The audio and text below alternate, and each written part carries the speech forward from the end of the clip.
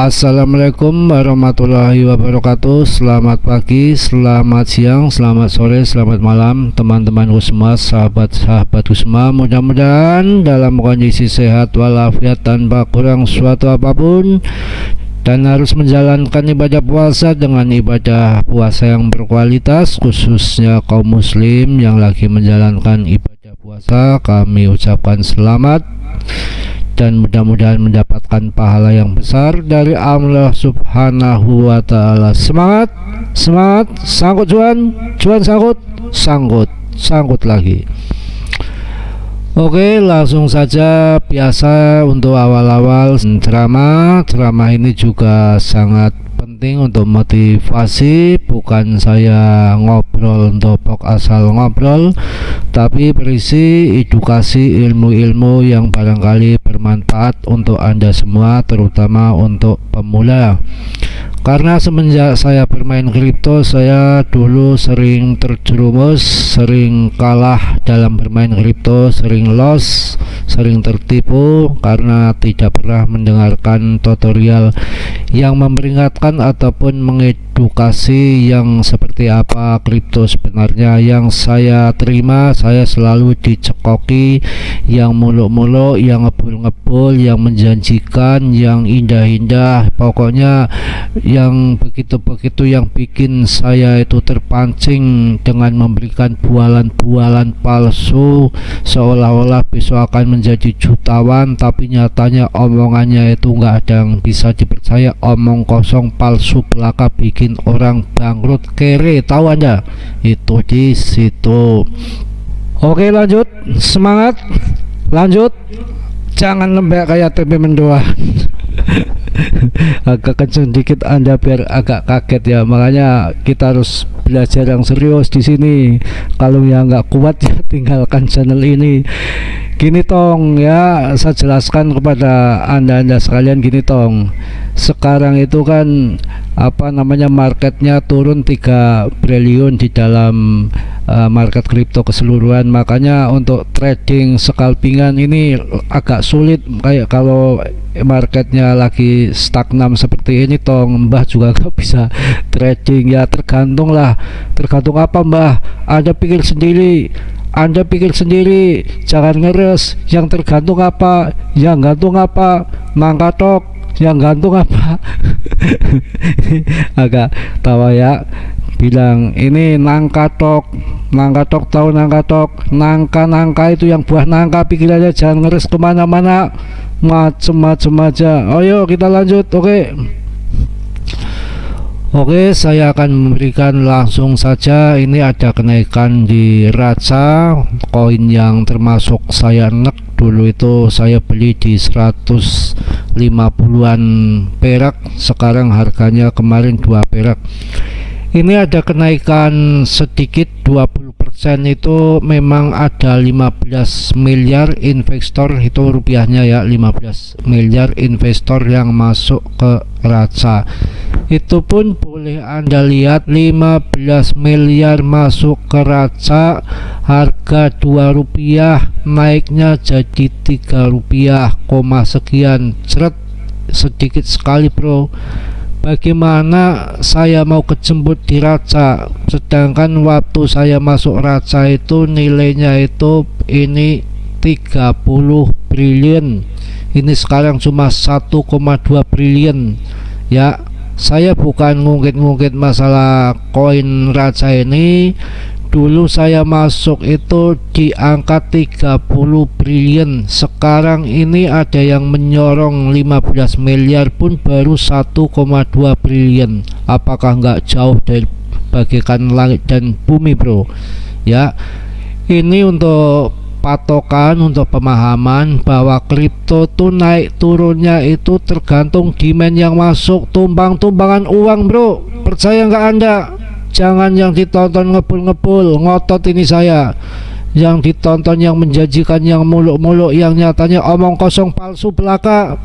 Yang benar begini, tumbang-tumbangan uang, cara kasarannya ya. Saya ngotot ini terus terang supaya untuk pelajaran Anda semua, supaya nggak sangkut, supaya betul-betul dipelajari, harus ngerti ya. Ini Raja 3,6 saja, yang Sorong aja 15 miliar di rupiahnya, ini baru 1,2 triliun yang masuk, semua tumpang-tumpangan uang. Jadi token koin mau naik mau terbang itu tergantung demandnya yang masuk, tergantung keuangan yang masuk. Tapi Bitcoin yang ada kontrak selnya satu kali terjual 220 juta tiap hari, itu kita mau gimana? Kontrak sell model apa yang seperti itu? Tapi masih pada percaya dengan koin itu, termasuk saya sendiri. Goblok namanya saya juga itu loh. Ya saya katakan yang apa adanya, yang sebenarnya ini untuk patokan saja, untuk sebagai pemikiran kita yang waras, yang normal aja. 3,6 aja kemarin 2 rupiah, baru naik 1 rupiah aja Sorong 15 miliar rupiah ya, tuh seperti itu. Dan saya memberikan edukasi di sini itu, contohnya ini kayak saya tak masuk ke websitenya daripada Raja. Tunggu sebentar, ini sudah masuk di webnya Raja. Token yang benar itu seperti ini, itu pun harganya masih ancur-ancuran bro, apalagi token BRIS yang tidak jelas developernya, ditambah apa yang namanya kontrak selnya berjalan terus, distribusi tokennya juga nggak jelas ya. Ini barangkali banyak yang belum tahu, para pemula, cara mengambil token micin ataupun membeli koin itu. Yang pertama harusnya ini termasuk saya juga lengah, developernya harus jelas, itu yang pertama. Yang kedua, tokennya itu harus kecil, jangan terlalu banyak, nggak usah triliun-triliunan, kalau bisa itu cari yang jutaan-jutaan ya. Terus yang selanjutnya, pembagian daripada distribusi token itu harus jelas ya. Kayak ini Anda cek sendiri di Raja ini kan, ada yang dikunci sampai tahun 2025, tahun 2030. Jadi timnya itu megang berapa persen, yang 5-nya kayak seperti ini tuh, pembagian itu sudah jelas, distribusi tokennya tuh ada. Umpamanya di timnya hanya megang 5%, kayak ini 5% ya, yang 9% umpamanya untuk apa, publiknya 3% untuk apa, yang 2% untuk apa, yang tidak boleh untuk dipegang supaya dibatasi juga. Paus juga nggak boleh terlalu banyak megang tokennya, itu seperti itu ya. Itu untuk pelajaran seperti itu. Jadi token itu, si developer itu biasanya megang tidak boleh dari 7%, dan di dalam roadmapnya harus jelas pembagian daripada token tersebut. Umpamanya untuk pemasaran 5%, seandainya ini ya, untuk developernya, tim developer biasanya cuma 3%, sama pemasaran 5%, itu kan sudah 8, itu sebetulnya sudah cukup. Token yang distribusikan, untuk yang dipasarkan berapa persen dulu, yang dikunci berapa persen, belum yang untuk dibatasi pembelian. Umpamanya Paus tidak boleh borong lebih daripada 5% daripada total pasukan, itu seperti itu. Banyak sekali. Ini Raja modelnya seperti itu, pun harganya tergantung demand. Kalau semua sell semua ya habis, apalagi yang tiap hari ada sell kontraknya. Itu saya katakan apa adanya, yang suka ya silakan, yang nggak suka bagaimana lagi, memang ke kondisi kenyataannya seperti itu. Tapi kok herannya ini, saya ini orang ini, makanya saya kasih tahu kenapa nggak belajar. Yang ditonton harapan-harapan palsu, ngibul, pembohong, tapi Anda percaya. Sudah jelas korbannya banyak di token micin ini, sudah banyak orang yang bangkrut, tapi Anda ikuti, nggak pernah mau belajar. Pelajarannya itu banyak. Nanti pelan-pelan kalau yang mengikuti channel ini, yang pertama harus jelas developernya, saya ulang bola balik, proyeknya apa ya, gaming kah, metaverse kah, ya segala macam. Terus yang jelas pendistribusian token itu harus jelas, nanti juga bisa dicek di dalam roadmapnya, distribusi tokennya ada berapa, yang untuk developer berapa, untuk pemasaran berapa, ya.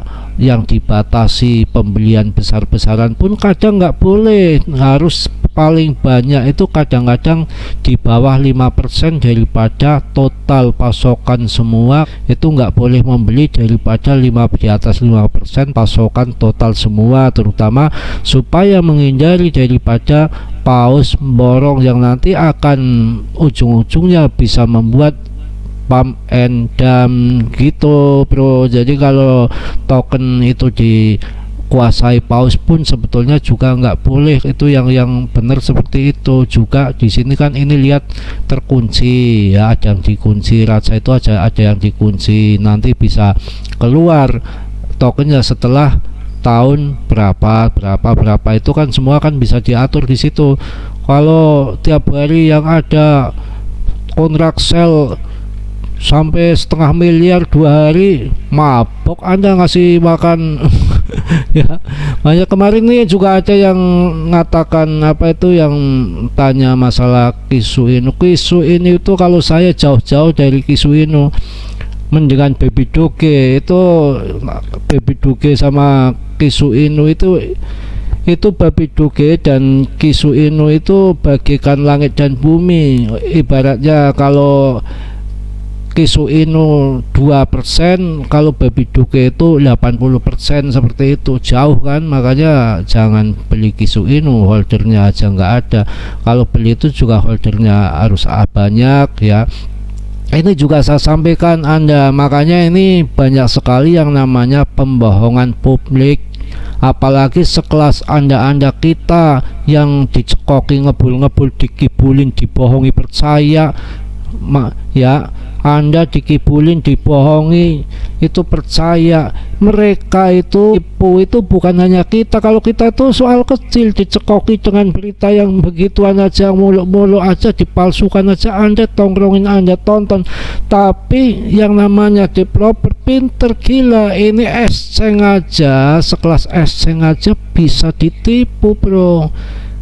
Ya kalau Anda cermati, Baby Doge Coin itu mau masuk di Binance, di Binance waktu itu mau masuk di Binance sudah merekomendasi, sudah mulai ada deal-deal di dalamnya.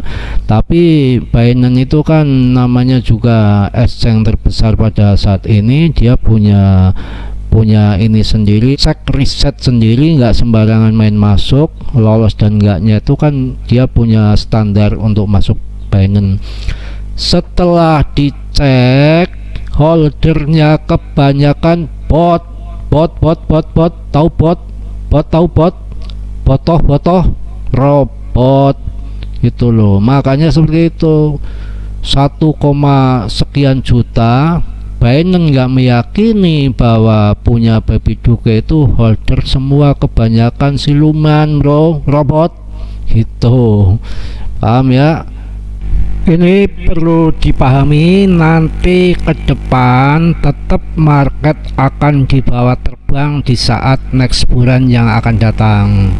Sebab seperti ini bro, ini kan kelihatannya titik jenuh untuk turun itu sudah mulai, momennya sudah mulai berkurang, titik jenuh untuk turun. Dan mulai dari tahun 2001 sampai sekarang itu adanya penurunan terus. Ini saatnya kita masuk. Ini harga terendah bro. Ya saya tak sedikit ngomong yang bener ya, nanti disangka saya hanya gurauan aja di sini. Enggak, ini termasuk raja. Saya aja dulu berani masuk harga 150 sampai ngusep, sekarang 3 rupiah, bahkan kemarin 2 rupiah.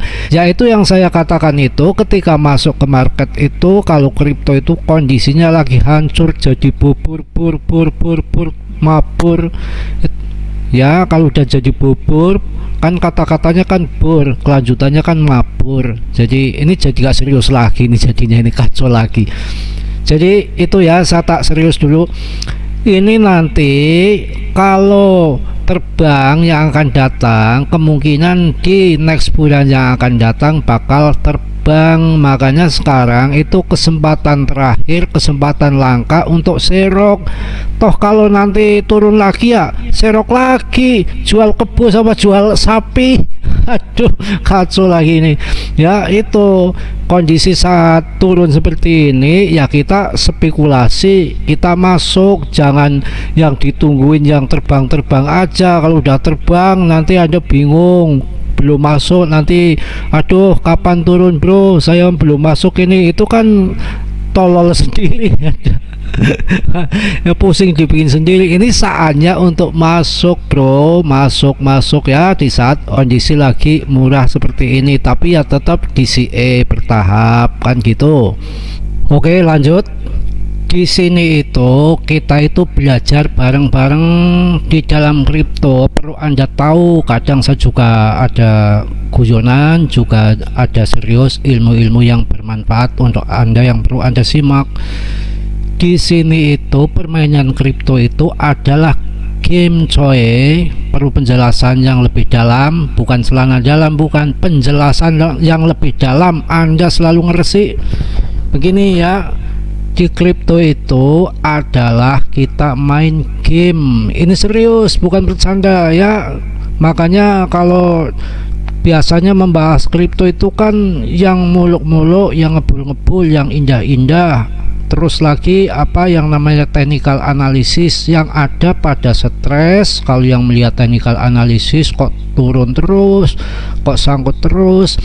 Juga yang dibayangi, dicekoki, yang indah-indah, yang ngebul-ngebul, ditipu, yang muluk-muluk. Nanti Anda membayangkan mobil, membayangkan kemewahan dari hasil kripto yang ada sangkut, Anda bikin tegang, bahkan bikin stres. Yang saya takutnya kalau lari-lari sambil telanjang gimana ya, itu kan bahaya. Makanya saya ajarkan di sini, main kripto itu adalah game. Sejauh ini yang saya tahu, yang orang bisa dipercaya dan betul-betul memikirkan dan tanggung jawab dengan investornya, yaitu Charles pendiri Cardano. Yang kedua GZ Binance, itu juga memikirkan daripada holdernya.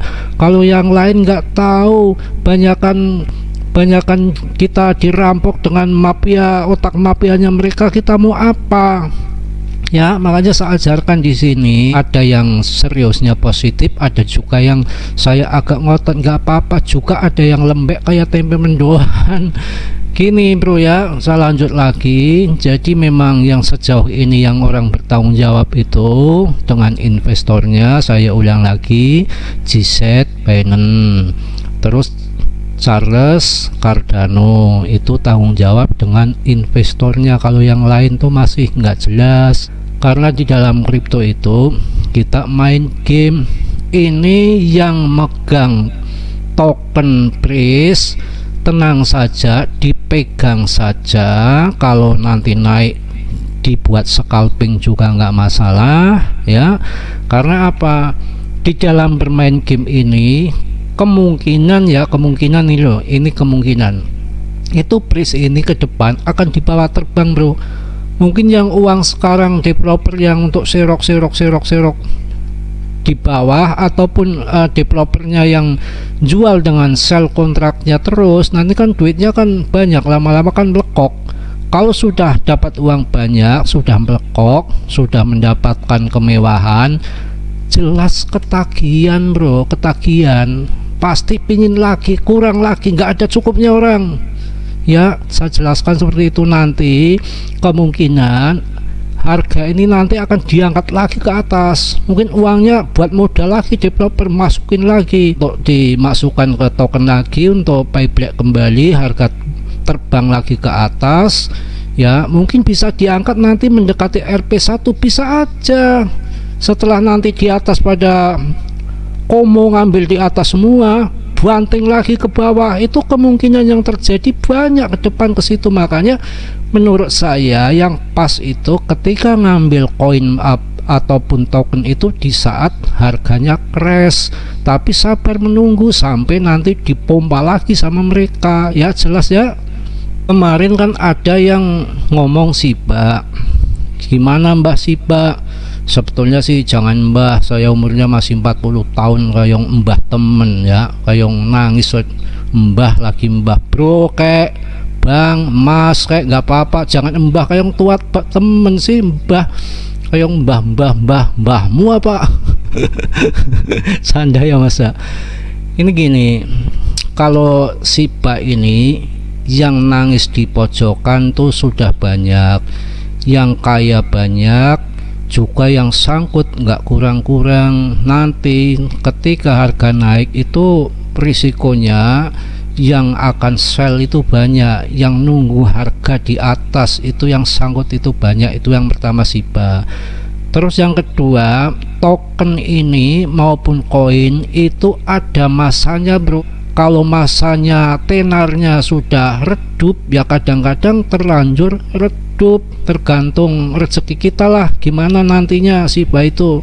Yang jelas kan 20% asetnya crypto.com Singapura itu dia pegang Shiba. Yang orang bikin ketawa itu kan begitu, itu bisa pump and dump, nanti kita nggak ngerti. Kalau saya ya pilih token-token yang tenarnya baru mulai, jangan tenarnya yang sudah meredup ya. Saya rasa udah cukup untuk pembahasan ini ya. Kita cek technical analysis ya untuk BTC ataupun yang lain. BTC ini saya katakan berkali-kali, sebetulnya ini sudah mulai bullish. Di dalam bullish itu kan tetap ada naik turun, itu hal yang biasa, apalagi dengan fat yang lagi nggak baik seperti ini, dengan volume kecil juga ya. Tapi kalau untuk jangka ke depan itu mulai cicil dikit-dikit. Nanti kalau ini pun turun itu sudah nggak mungkin harga dasar lagi bro ya. Ini kan sudah 1 tahun menjelang daripada halving BTC, kan siklusnya kan seperti itu. Yang saya katakan berkali-kali, investor pemenang kripto, orang kaya dari kripto itu kebanyakan akumulasi menjelang halving. Sebelum halving 1 tahun ya, tepatnya saatnya saat ini ya. Jadi ini kalau masuk BTC sekarang itu sudah waktunya. Cuma memang ada naik turunnya yang berskalping, sorong atas sorong bawah bandar, itu kan untuk menjemput daripada yang pada main lepret. Kalau lihat dari RSI ini memang kondisinya di atas, mesti ada akan penurunan, nggak tahu penurunannya berapa. Tapi juga kalau kondisi titik jenuh ini sudah betul-betul jenuh, itu dengan nggak disangka-sangka juga bisa langsung lompat ke atas bro, bisa lompat ke atas kalau titik jenuh sudah selesai. Karena apa saya ngomong seperti ini, dengan dasar apa mas bro ngomong seperti itu? Ada dasarnya, nggak asal nyolot aja ya, dengan feeling, dengan teknikal, dengan fundamental, dengan macem-macem, dengan jalan goyang, dengan apa itu yang semar mesem apa semar mendem, itu kita punya teknikal, kita orang punya otak kita bro ya. Ini saya kasih tahu seperti ini. Ini kemarin sambil saya ngomong juga itu yang satu itu yang rese macem-macem tuh, macem-macem nggak saya urusin tuh kalau ngomong yang namanya judul nggak sesuai dengan apa yang diceritakan di dalam tutorial ini. Anda harus tahu yang saya bahas ini di sini banyak mau diisi judul yang kayak apa, judulnya panjangnya seperti apa, seperti tali untuk gantung diri. Kacau Anda ini gini ya, saya jelaskan ya. BTC ini kalau toh turun nggak akan banyak lagi. Kalau banyak ya syukur kita bisa dapat harga murah. Sebetulnya kalau main kripto itu kan namanya kita kan DCE, pakai money management. Di saat turun ya syukur, alhamdulillah kita hitung-hitung dapat serok harga murah. Ketika naik ya syukur-syukur kita bisa TP karena sudah punya barang yang di situ, karena kita udah DCE. Itu seperti itu ya. Kok muter-muter bro? Enggak, nanti saya jelaskan, bukan muter-muter, ini seperti ini ya. BTC ini barangkali sudah ada titik jenuh untuk turun. Kalau titik jenuh turun sudah terjadi, biasanya ketika naik itu cepat ngebulnya. Karena apa? Dasarnya apa Mbah? Nanti dulu, sabar dong. Dasarnya seperti ini. Kalau Anda buru-buru ya, saya jelaskan. BTC ini diguncang FAT yang nggak karuan. Selama ini tuh FAT-nya buruk-buruk sekali ya, dengan yang namanya dari XEC, yang dari macam-macam lah, nggak saya sebutkan semua, bikin Anda pusing, saya pun ikut pusing gini ya. Titik jenuh sudah mulai berkurang, untuk turunnya itu udah mulai titik jenuh, pokoknya udah titik jenuh bukan jenuh, nanti jenuh lagi, pikirannya ke sana-sana lagi ya. Kalau ini sudah titik jenuh, kemungkinan nanti naiknya cepat. Karena apa? FAT-nya banyak sekali.